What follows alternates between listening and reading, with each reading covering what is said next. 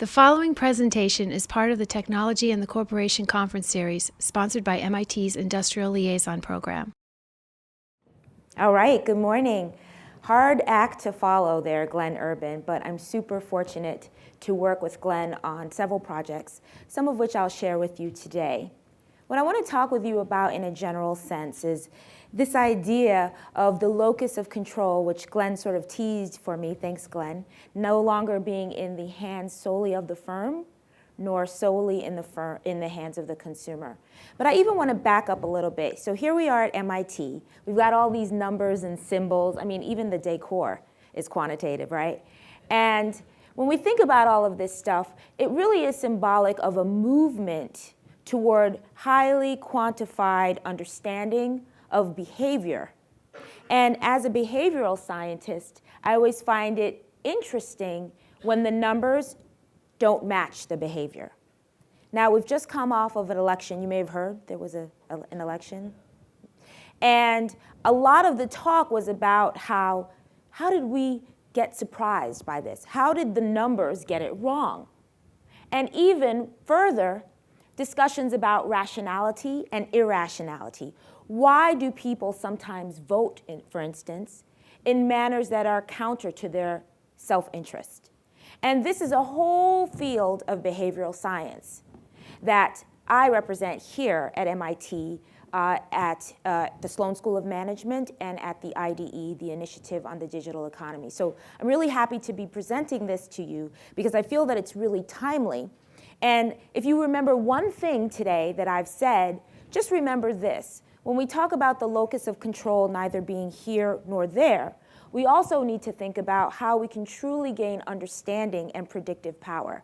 And Glenn Urban talked about machine learning and things of that nature. But remember, when we're talking about the machines, let us not forget the human element. Or else we will find ourselves scratching our heads saying, how come people are behaving in a manner different than what the numbers would suggest? So how can you truly gain predictive power? You can actually leverage the data from the machines and the science of the technology, but also the science of human behavior. So I'll share that with you today. So one of the things we've talked about, and the advent of sort of technological mediation of choice has really brought this to bear, is that consumers are no longer passive, right? Long gone are the Mad Men days where you sort of had an injection model of marketing. If you sell it, they will come. If you advertise it, they will buy. And then in recent years, there have been lots of talk of consumer empowerment, and even recent cover articles for Advertising Age and Time has said, you know, in Ad Age, the agency of the year is the consumer, you, and for Time, the person of the year, you. Well, one of the things we know here and that we're really understanding is that rarely in the real world are things as black and white. Rarely is it sort of you can't have any impact, nor can you. Rarely are these variables so discrete. And in fact, much of the choice in our behavior kind of lives in the middle, where we have some influence from what the firm is saying, from structural influence, whether it be news, fake or real. And we also have some choice and power within ourselves that's influenced by a host of things, including situations that we're in temporarily. So people asked about how people would move from a computer to a mobile device or different moods and things of that nature. Everything around us is impacting us, and we may not realize it. So taking this into account from a firm perspective, we need to understand that there are two players, and we're not doing enough work if we understand one at the expense of the other. From the firm perspectives, have a look at your value chain, right? You go from R&D all the way down to the product's use. And think in two ways about how digital technology is enabling you to both gain more information from your consumers, so that is, people have a more intimate relationship with their cell phones than they do with, a lot of times, their spouses. It's the first thing they look up when they wake up in the morning, look at, and the last thing they see at night, right? So thinking about that with consumers and how much information we are sharing, location-wise, behavior-wise, how many things are running in the background. I use the app Waze. Waze knows where I am at any given time, and I'm willing to give up that information. My husband doesn't even know where I am at this given moment, but Waze does. Waze knows where I've parked my car, is happy to remind me, and can crowdsource, because a lot of other people are giving up that information too, to tell me what was the best route to get here this morning on a rainy day. Looking at information throughout your value chain and participation throughout the value chain can help the firm maximize value. So lots of examples abound in R&D, for instance. If you build in consumer collaboration and co-creation, you may save yourself a lot of resources in testing products that won't work. Or if you open up or give the keys to the castle to consumers, you can find consumers actually programming for you so that your new products with your software, for instance, have been tested and vetted already amongst the very people that you hope will buy. And that builds loyalty. And so one thing you want to think about is looking down your value chain and thinking, how can co-creation play a role? Where we are giving opportunities for information sharing and also for participation on the consumer side. All of this creates a relationship and builds that elusive trust that people were asking about. But of course, we also have the consumer perspective, right? Not just the firm perspective. Otherwise, we'd be back to the Mad Men days, even though we have new technology. And from a consumer perspective, we know that people seek to make better decisions. And they use technology frequently in an effort to do that, right? So wearable technology, for instance, can tell you, gee, you've been sitting for too long. Time to shake a leg, get up, right? Or if you're trying to eat more healthily, wearables and apps can help you sort of understand that maybe no more Twinkies for today, how about some carrots? And later this afternoon, Patty Maas will be talking with you about this and referencing some research we've worked on together in this.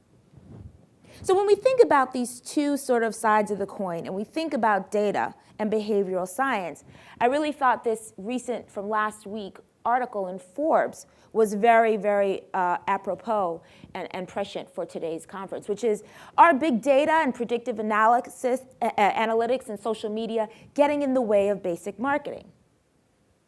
Are we crunching these numbers and forgetting that we're dealing with aggregated stories about human beings? And if you look at how people analyzed and predicted the election, you might answer yes. So let's think about it from a behavioral science standpoint, because that's kind of where I live and what I think about all day. Now, this is an iceberg, and this is a very classic depiction of how the human brain works. And the human brain is fascinating.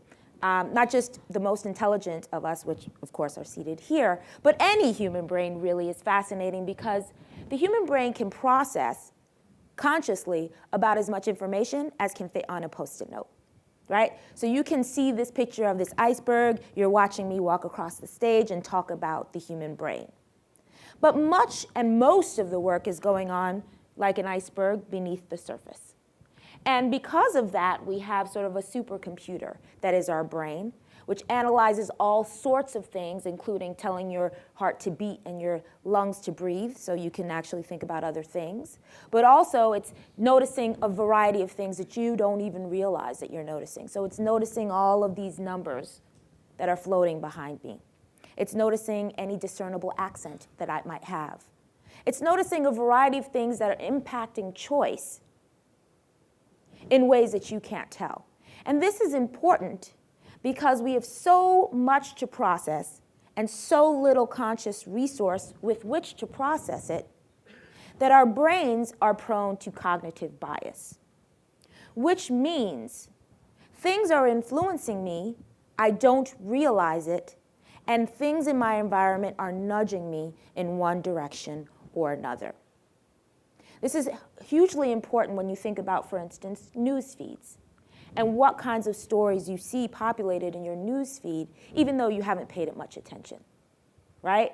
Hugely important for brands, which are in our environment at all times. The latest research suggests that we are exposed to at least 5,000 brands every day, whether you realize it or not. All of this is influencing things like familiarity, trust, and things that affect us down the line. And so because we use what are called shortcuts or heuristics, we're prone to bias. So an experiment, for instance, asked people to do cognitive tasks, math problems, verbal problems. And people were randomly assigned to two conditions. In one condition, they used pens that had the MIT logo on it. In another condition, they used pens with no logo. And the people who were assigned randomly to the condition with the MIT logo pens felt more intelligent when they were doing the problems. So the COOP is located, I think, this away, so be sure to visit that before you leave campus. Another example, for instance, replicated this with wine, right? So in this condition, in this experiment, people were randomly assigned the exact same wine in two different bottles with labeled either wine from North Dakota or wine from France. Although the wine was the exact same thing and people were randomly assigned, they reported that the wine was more delicious in the condition with the label from France. I was just checking to make sure you were paying attention, not North Dakota. They also rated the food as more delicious in the French condition, and the company is more charming. So keep that in mind come time for dinner parties. So when we think about this behavioral science, I bring this up because I want you to remember this as we're thinking about all of these fantastic things that are going on with technology, right? Today's technology will be old, maybe next week, I don't know, at the pace that we're going. But what doesn't change is the fact that behavioral science helps us understand how human beings process this.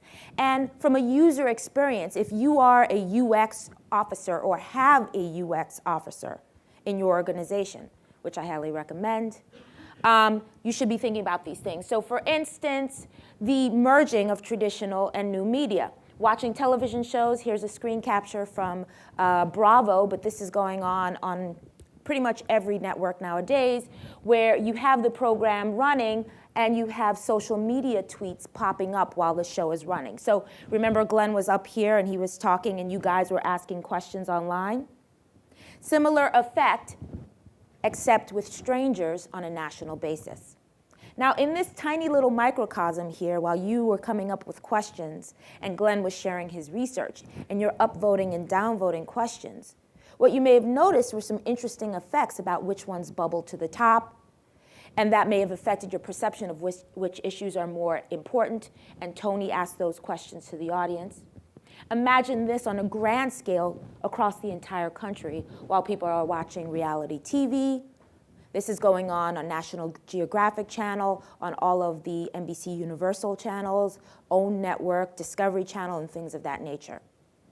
Or we look at wearables, which I touched on before.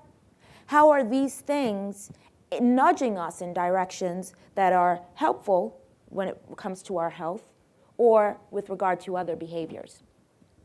Augmented reality, really experiencing things that you maybe sort of are not experiencing. If you're watching HBO's television show Westworld, you see these questions popping up in terms of what is consciousness, what is real, what is true. And if you're feeling it and you're experiencing it as real, doesn't matter that it's not. And then, of course, social networks, which seem almost quaint and old school, but 5 years ago, people were asking, should we have, a Facebook page? Does it make sense, et cetera, et cetera. So what does this mean for consumer behavior in a digital customer experience world, in a UX world?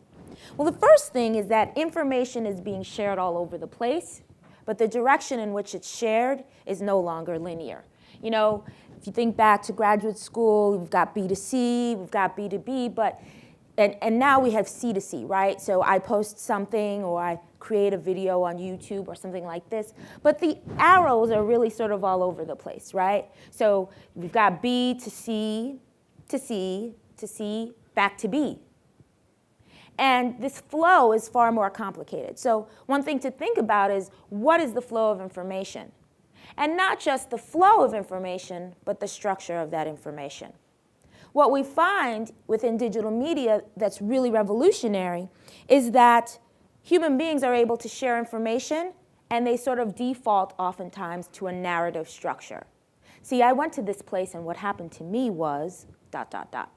If you've ever gone to TripAdvisor or been looking for hotel rooms, Typically, people have a story to tell. I was there with my kids, we were this, we were that, and the other. Why is this important? It's important because stories are a fundamental form of human communication. They're as old as human beings. That's why we learn stories in prose and story, we learn information in story form when we're children. But it's also important because of the way that our brains work. We take information, and when it's in a narrative structure, we encode it differently. And we store it more likely in a narrative structure than in a non-narrative, which means that that same information is more likely to be easily retrieved down the line. So what I want to share with you is some research, but the top line is that we did experiments across 3 brands with over 20,000 consumers, a variety of brands, automotive, consumer product, financial, and indicated an average of 20% improvement in consideration of the brand when information was shared in a narrative structure. So we think of stories as being kind of the domain of children. Jack and Jill went up the hill once upon a time, lived happily ever after. But I would say that if you want your brand to live happily ever after, and you are in a digital space, think about how you're employing narrative structure, which consumers are voluntarily using. So I'll give you some examples of some experiments, and that's kind of my main modus operandi is experimentation, so that we can make pre-post causal statements. So in this particular case, this was with the Japanese bank Suruga, and we used different media, website, as well as YouTube, and we changed the authorship. Another example was with BMW. This is actually our postdoctoral associate, so he's famous. But with BMW, for example, we had him create a story revolving around a vehicle, and then that was shown on YouTube. And we vary, once again, the location and the perceived author of this story. Is this a real person? Is this someone that BMW has hired as an actor? Or is this a collaborative story between the firm and the brand? And here, over and over again, is what we find.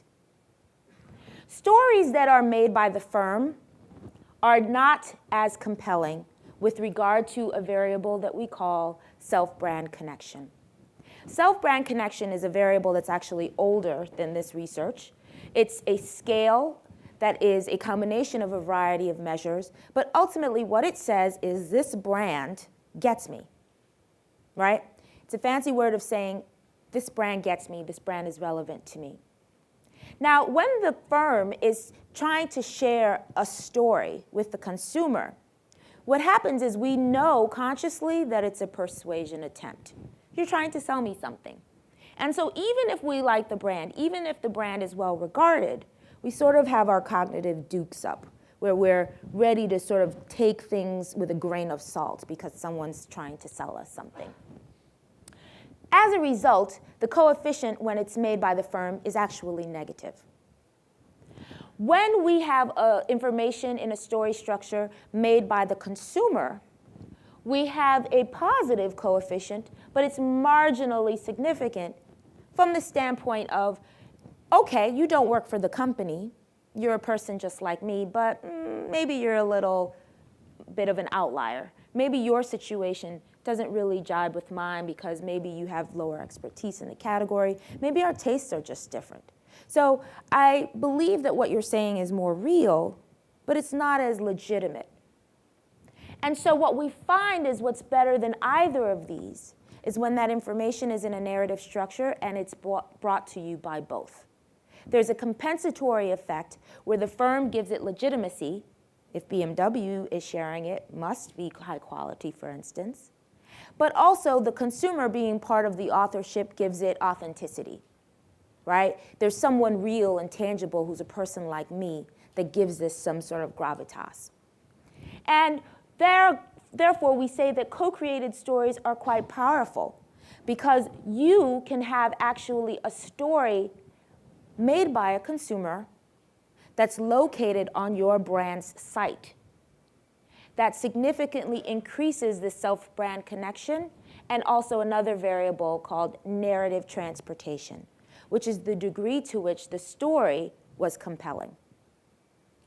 This is important because, as I talked about at the beginning, we no longer have complete control. The Geppetto metaphor for marketers holding the strings is in the rearview mirror. But you don't have to sort of throw your hands up and say, well, gee, let's hope for the best.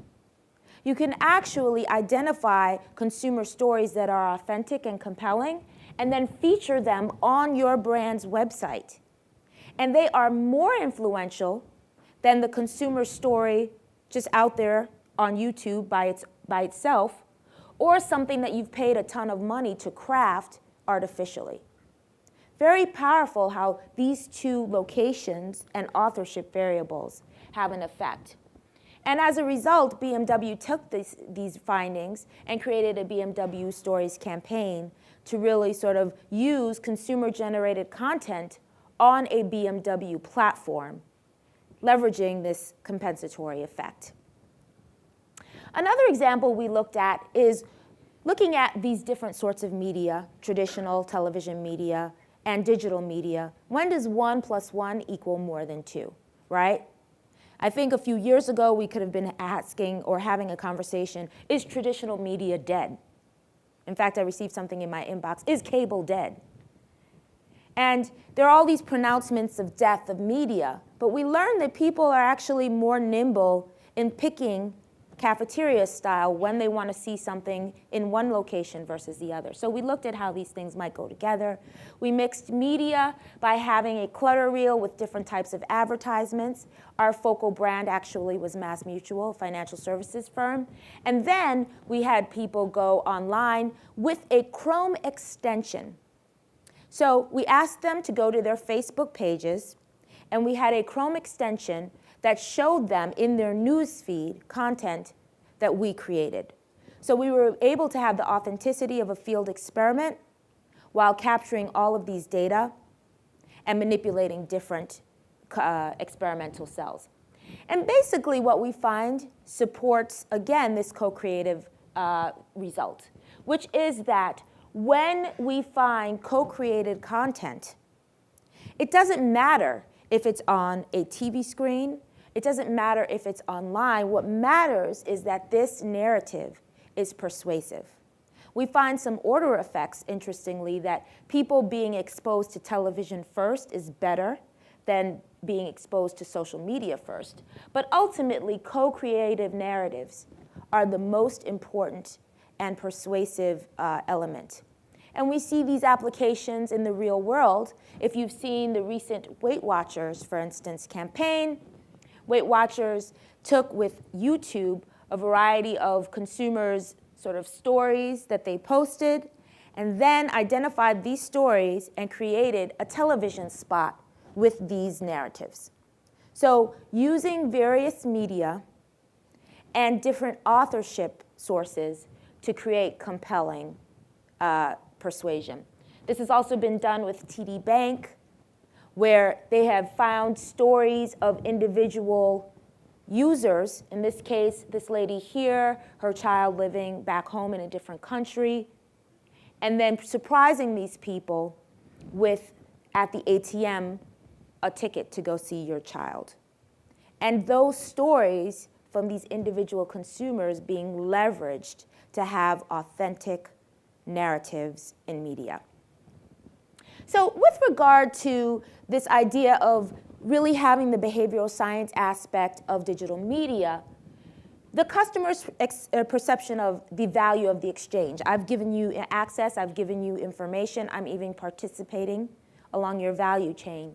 What do I get out of it? Really affects the judgment. And we here suggest that experiments are a crucial means of learning for your company along the value chain what kinds of behavioral experiences you're creating with your customers, right? Not merely waiting on market research reports that are survey-based or even just merely ethnographies or focus groups, but really having experiments is the way to understand how A causes B. And as you design your digital customer experience, look throughout that value chain for these potential win-wins. Rather than looking holistically at our brand, look at each individual touch point. because the individual touch points are where the nudges occur, that nudge behavior that is consistent with how you want customers to behave. And stories, narrative structure are powerful and help really sort of ameliorate our fear of lower control in a digital world. If we can harness the stories that customers have authentically and give them a platform in a manner that's consistent with our brand, we can really leverage some persuasive media. I want to share with you, looking ahead, a couple of things that keep me up at night and that are sort of running through my mind. The first is that in this IoT and increasingly digitized world, we have many, many more touch points for user experiences that we just simply aren't thinking about from a behavioral science perspective. I think in hindsight, for instance, when it comes to choice and decision with the election, many people now are saying, oh, let's look at how people's news feeds looked. Let's look at the composition of their social networks. Let's look at which media they consumed and when. And that's really an afterthought way of saying, what are the different touch points that people have experienced that have led to their choice? Well, we can have some deliberative approaches to this where we can actually have some predictive power. So what behavioral nudges in the IoT can we leverage at the various touch points, whether it be wearable, whether it be media, whether it be physical, whether it be social network, and more. Something to think about that is related to, for instance, Glenn's talk with regard to ad morphing. As Glenn mentioned, morphing ads to match with people's cognitive style. Well, now, technology developed here at MIT, actually at the Media Lab, allows people not just to watch what the media is, but for the computer to watch you back, right? And so this particular technology, for instance, Affectiva, analyzes your facial expressions, and through deep learning can assess whether you are skeptical, whether you're in a good mood, whether you're joyous, you're concentrating, whether you're disgusted. Now, people right now are using this for a very basic approach, which is how well does our advertising copy work? Are people laughing when we want them to? Movie studios are doing this as well. Is our comedy really making people laugh? But I think that that's just sort of a version 1.0 application of this. How can we learn, for instance, before you get into your self-driving vehicle, that you haven't had enough sleep last night? And while you're in this self-driving vehicle, can the vehicle tell, you know, you're looking like you're experiencing a little bit of road rage. Maybe we should take over, right? How are we using technology to morph in situations that really nudge better behavior for our customers?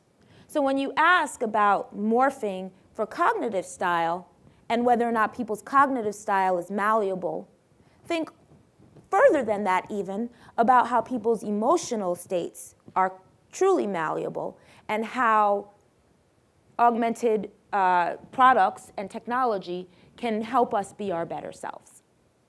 Another thing to think about with the future, here we have a plug, electricity plug, that is tracking information about how you use electricity and when.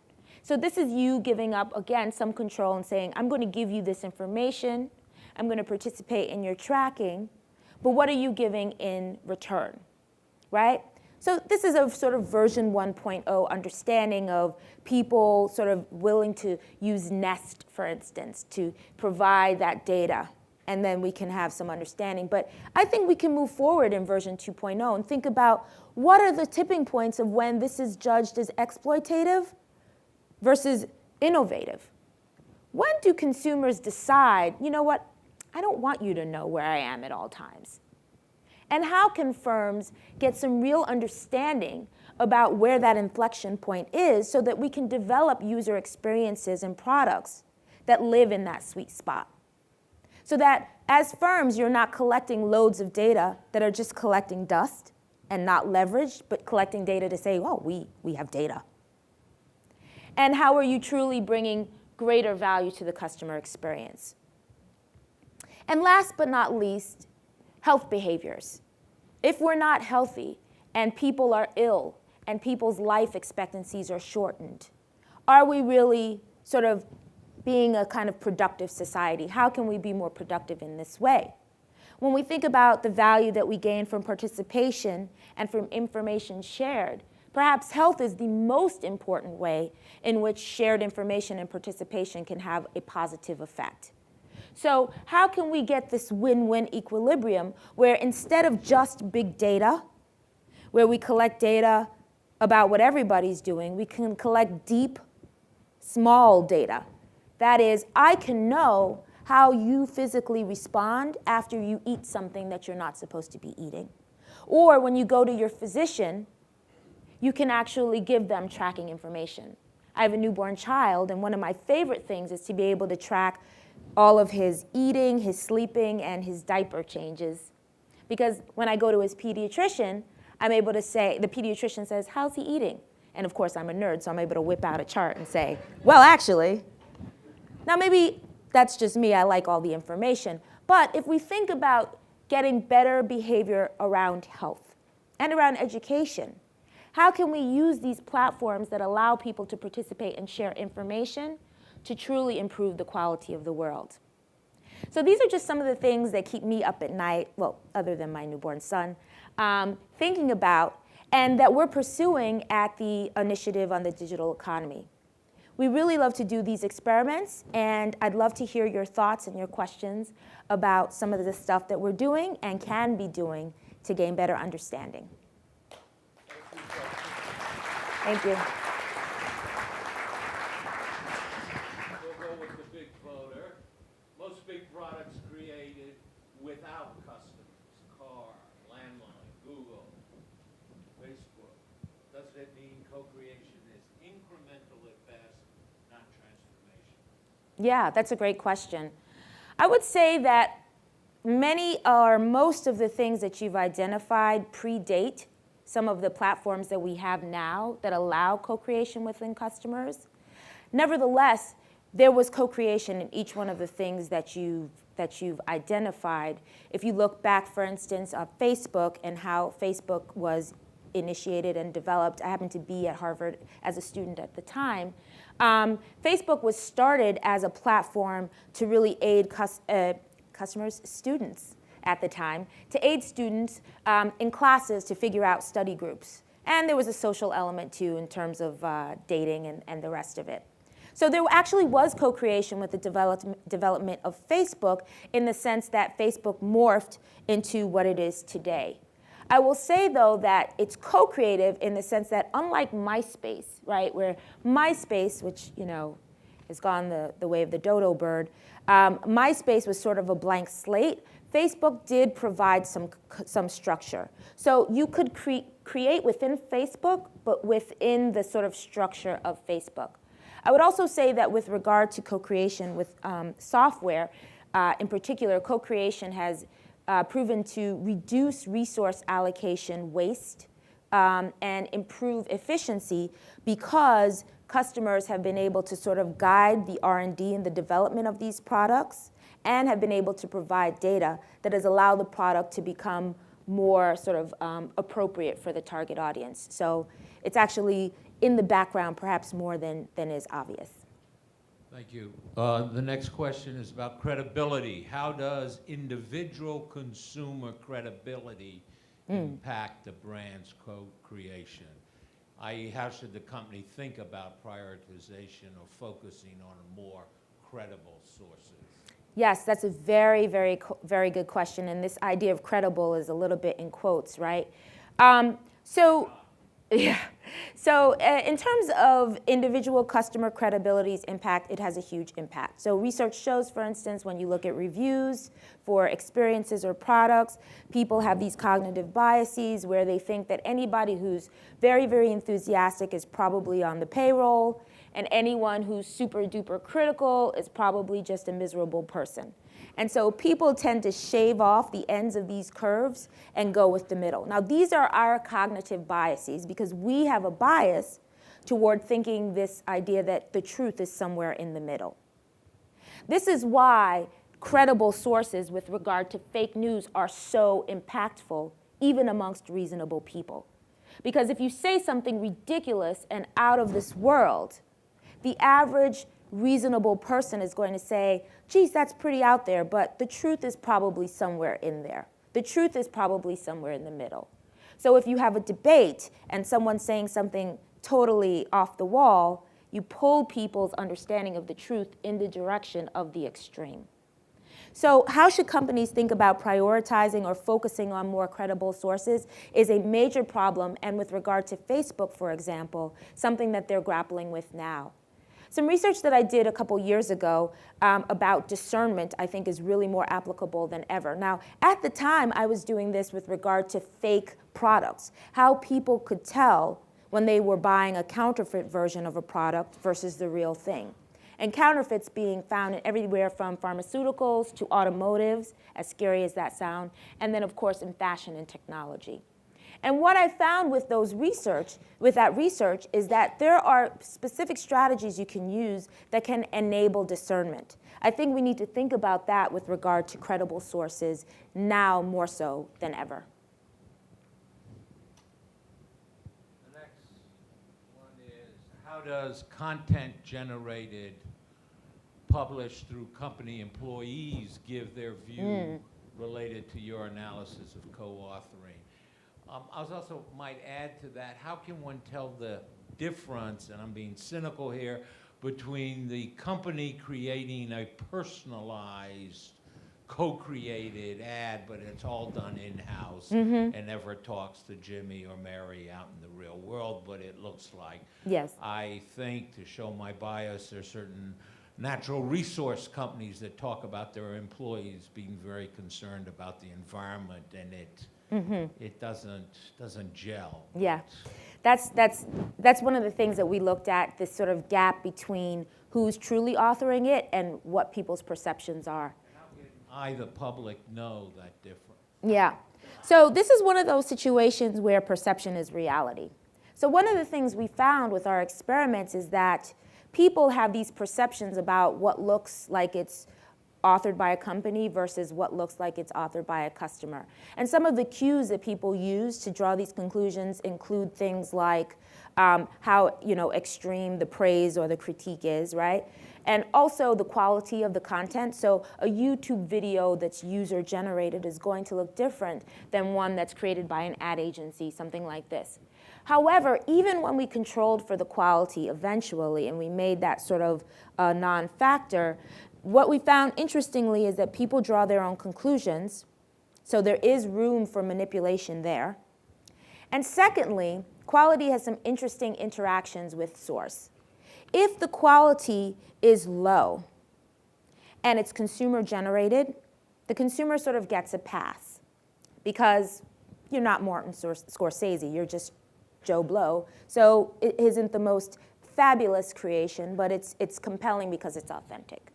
But if the brand is the creator, they get no sort of slippage or no sort of benefit of the doubt if the quality of the story is not perfect. So in other words, the brand is more heavily penalized for the same thing that the consumer is critiqued for. With regard to the issue of employees and co-authorship, there are brands that are leveraging this quite effectively. You may see Honey Bunches of Oats features its employees in its advertising. There's a lot of stuff with Patagonia. Also, The Honest Company is doing this. Whole Foods, if you go to Whole Foods, I'm buying diapers these days, and Whole Foods has on its packaging, the pictures of the babies on the diapers are actually children of their employees.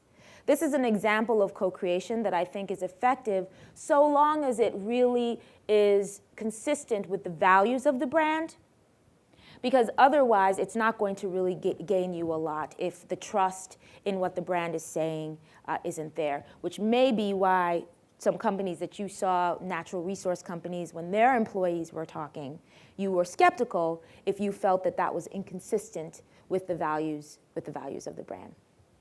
One last question, I guess we'll take number 2 up there. Past behavior is not always a good predictor of future behavior. That's obviously an age-old question. And so how do you incorporate that, factors like attitudes, emotions, to predict? Yes. Very nice question. So turns out that a lot of these attitudinal factors are highly correlated with behavior. We have some behavioral measures.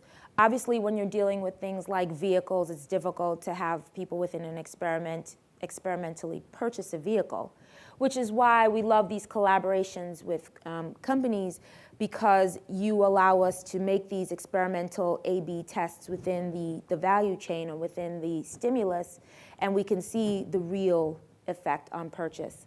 Attitude is highly correlated with likelihood to purchase. We also have some behavioral measures with regard to point allocation. So I give you 100 points. You're allowed to allocate them across brands any way you wish. And we don't tell you what brand we are interested in. And so we can see that this behavioral point allocation measure is highly predictive of purchase behavior. We also have found with our research, particularly with vehicles, the closer you are to the vehicle purchase within the purchase funnel, the more predictive these attitudinal measures are. So I think that the touch points need to be taken into account with where they are sort of in the purchase funnel. With regard to emotional state, this morphing and looking at sort of your emotional state on your face or facial recognition technology is truly, we think, revolutionary in answering that very question. And if you can find people who are willing to test this in retail settings, I think we can really have some powerful predictions about how people spend their money and their time. Thank you very much. Thanks, everyone.